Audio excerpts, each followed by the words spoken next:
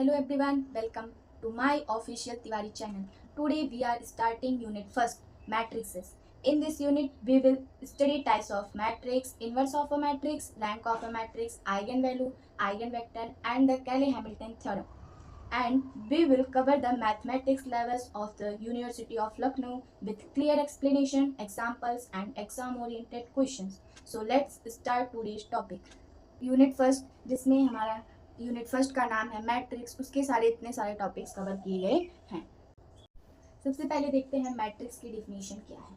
A set of m into n number arranged in the form of a rectangular array having m rows and n columns is called m into n matrix. A matrix written as a11, a12, a13 dash dash an like as।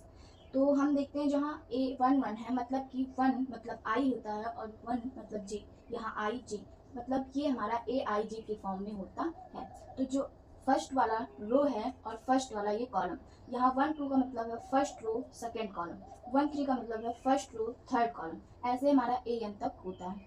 फिर second row first column, second row second column, second row third column, ऐसे हमारा 2n तक होता है। मतलब सारे second रोज होते हैं, बाकी सारे कॉलम होते हैं। ऐसे हमारा a m into n तक चलता जाता है। तो और ये जो होता है ये हमारा मैट्रिक्स का ऑर्डर होता है, इसको हम बोलते हैं मैट्रिक्स का ऑर्डर, मतलब m into n जो है वो मैट्रिक्स का ऑर्डर है। उसके बाद हम देखते हैं types of matrix. Types of matrix में क्या है? टाइप्स ऑफ मैट्रिक्स में सबसे पहले हमारा आता है रो मैट्रिक्स। रो मैट्रिक्स में क्या करते हैं? Any 1 into n matrix which has only one row and n any number of columns is called row matrix। मतलब रो मैट्रिक्स का मतलब है कि बस इसमें ओनली वन रो होंगे और बाकी सारे कॉलम्स होंगे, तो वो हमारा रो मैट्रिक्स होगा। जैसे कि यहाँ है a11, a12, मतलब रो हमारा एक ही है लेकिन कॉलम कई सारे कॉलम हैं, तो इसका ऑर्डर क्या बन जाएगा 1 into n। फिर है column matrix, any n into 1 matrix which has only one columns and n any number of rows is called column matrix। मतलब इसमें हमारे n नंबर ऑफ रोज होंगे और जो है वन कॉलम, मतलब एक ही कॉलम होगा और कई सारे रो होंगे, तो वो हमारे क्या हो जाएगा कॉलम मैट्रिक्स। जैसे कि एग्जांपल में आप देख सकते हैं कि इसमें हमारे n नंबर ऑफ रोज हैं, कई सारे रो हैं लेकिन कॉलम हमारा बस एक ही है, तो ये हमारा क्या हो जाएगा column matrix, is called column matrix.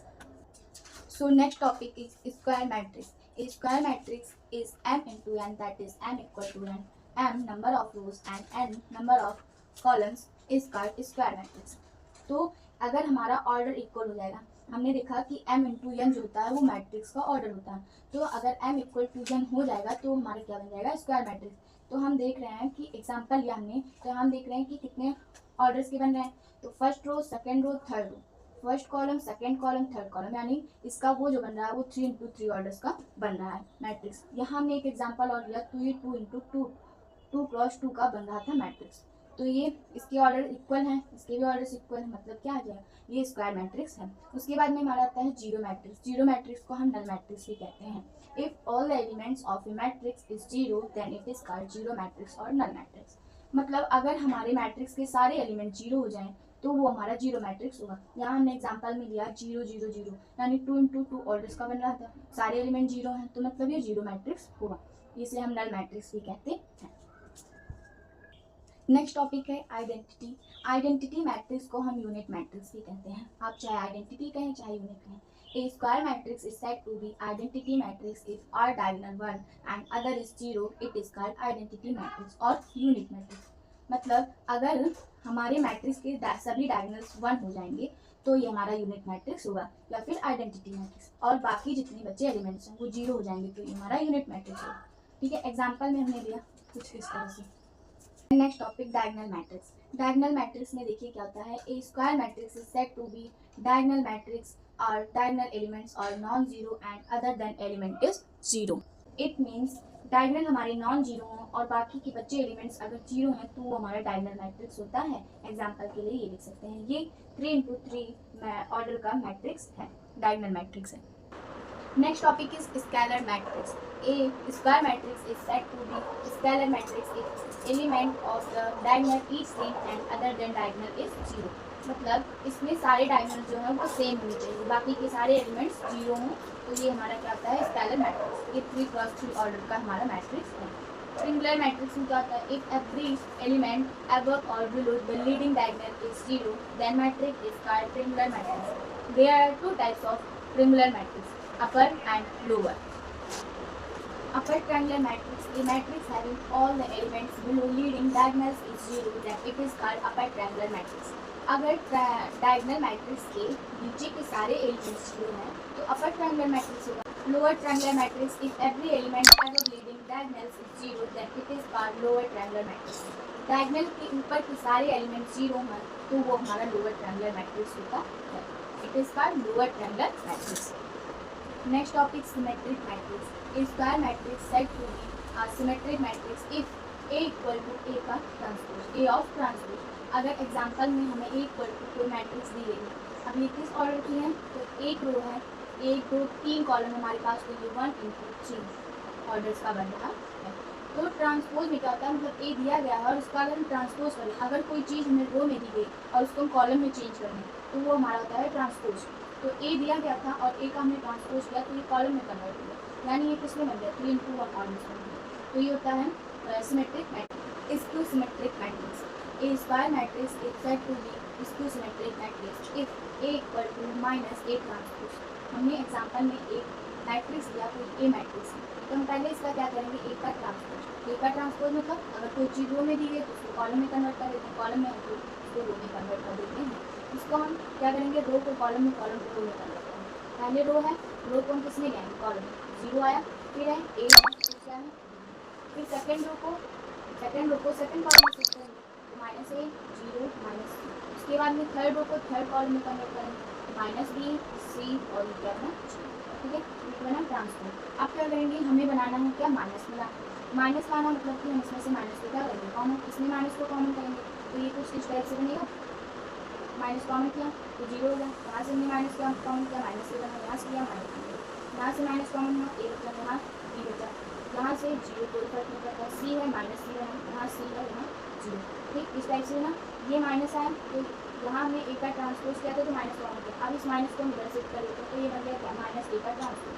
जब ये माइनस ए का ट्रांसपोज बना तो कुछ इस तरह से बना, मतलब कि जो पूरा ए था वही हमारा फिर से आता है. देख सकते हैं zero A B minus A zero minus C, तो ए की तरह ये पूरा फिर से आ गया, मतलब left hand side right hand side equal है तो ये दोनों कितने इक्वल हो जाएगा, ए इक्वल टू, मतलब अकॉर्डिंग टू फॉर्मूला लिखा है तो ए इक्वल टू माइनस ए का ट्रांसपोज बन गया ना. तो ये इस पर हमारा ये होता है हमारा सिमेट्रिक मैट्रिक्स. नेक्स्ट टॉपिक है singular and non singular matrix. A square matrix A is said to be singular matrix if determinant of A is determinant of A equal to 0 and said to be non-singular matrix determinant A equal to not equal to 0. अगर हमारा equal 0 आ गया तो singular होता है और not 0 आया तो वो नॉन सिंगुलर होता है. हमने एक एग्जांपल लिया तो उसकी इसमें हम कैसे पता करेंगे कि ये सिंगुलर है नॉन सिंगुलर. जितने भी ऑर्डर का हमारा मैट्रिक्स दिया जाएगा उसके सारे फर्स्ट वाले एलिमेंट से फाइंड करेंगे. तो जो हमारा इसमें एक चीज़ ध्यान रखने वाली बात है कि जो फर्स्ट रो होता है, सॉरी फर्स्ट कॉलम होता है वो प्लस का होता है, सेकंड कॉलम माइनस का होता है, थर्ड कॉलम प्लस का. ठीक है, तो हम क्या करते हैं, फर्स्ट वाले एलिमेंट को लिखते हैं. डी इक्वल टू हमें डिटरमिनेंट, जैसे कि डिटरमिनेंट फाइंड करना है कि जीरो है या नहीं. तो फर्स्ट एलिमेंट था तो हमने लिख दिया. ठीक है, जब हमने फर्स्ट एलिमेंट लिया तो उसके फर्स्ट वाले रो, उसके फर्स्ट वाले कॉलम को छोड़ देंगे.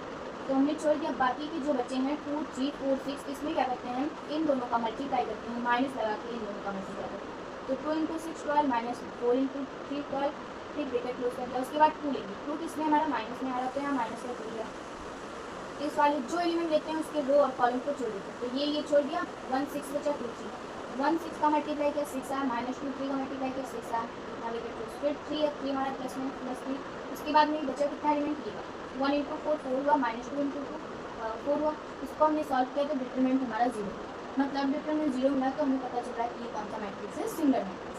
ऐसे हमने एक और एग्जांपल लिया तो उसमें भी हमने जब डिटरमिनेंट सेम ऐसे ही सॉल्व किया तो इसका डिटरमिनेंट 10 आया. तो इसमें डिटरमिनेंट 10 आया तो हमें पता चल गया कि ये नॉन सिंगुलर मैट्रिक्स है. नेक्स्ट टॉपिक है transpose of a matrix. A matrix of order m into n obtained by interchanging the row and the column of an m into n.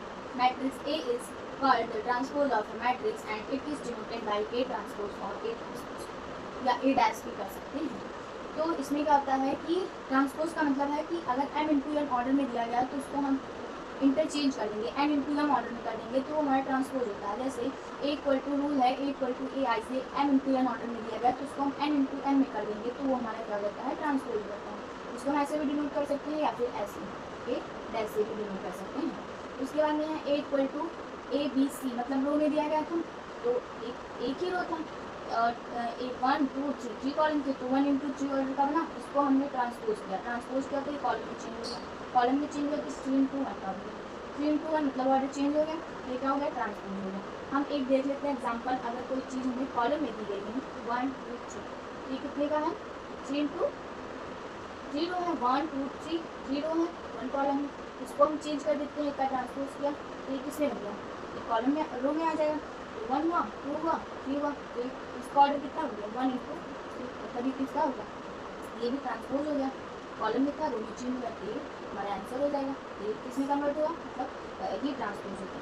फिर है एग्जाम्पल में एक हमने क्वेश्चन किया ए equal to 1/2 और ये पूरी मैट्रिक्स हमें ए इक्वल दिया गया है, ठीक है। उसके बाद में यहाँ क्या करेंगे, सबसे पहले हम ए का ट्रांसपोज निकालेंगे, ए दिया था ए का ट्रांसपोज निकालेंगे, ये लिखो चाहे ये लिखो, बात एक ही आएगा, आइडेंटिटी हमें प्रूव करना है, आइडेंटिटी तो क्वेश्चन में ये दिया गया था, फिर हम इसका ट्रांसपोज करेंगे। ट्रांसपोज मतलब क्या होता है कि हम रो को कॉलम में और कॉलम को रो में कर देंगे तो वो हमारा ट्रांसपोज हो जाएगा, ठीक है।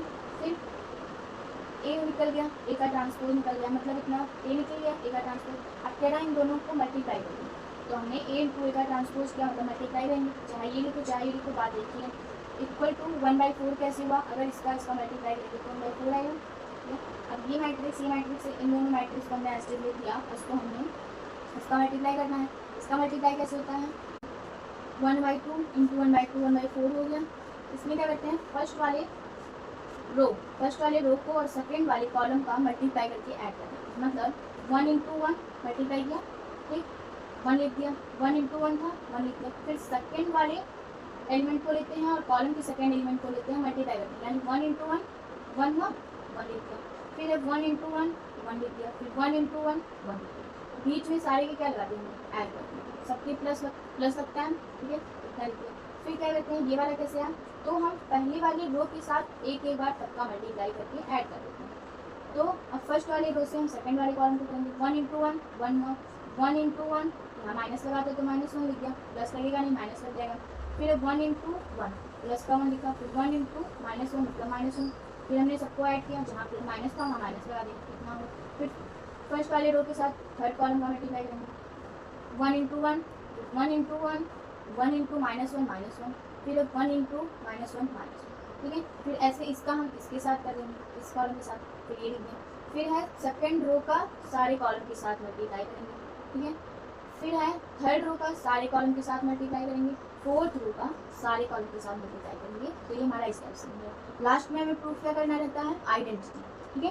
प्रूफ क्या करेंगे, ए इंटू ए का ट्रांसपोज इक्वल टू 1/4 था, लिख दिया 1 1 1 1 4 है वो लिख दिया, इसको हमने किया 0 0 0 लिख दिया, उसके बाद ये किया 0 4 0 0 लिख दिया, उसके बाद 0 0 4 0 लिख दिया, उसके बाद 0 0 0 4 ऐड कर दिया। इसमें से हमने 1/4 ऐसे था उसको लिख दिया। इतने में हमारा क्या कॉमन हो रहा, 4 कॉमन, 4 को हमने बाहर कर लिया तो बचा क्या अंदर 1 1 1, ठीक है, 4 कॉमन किया 1 1 बचा।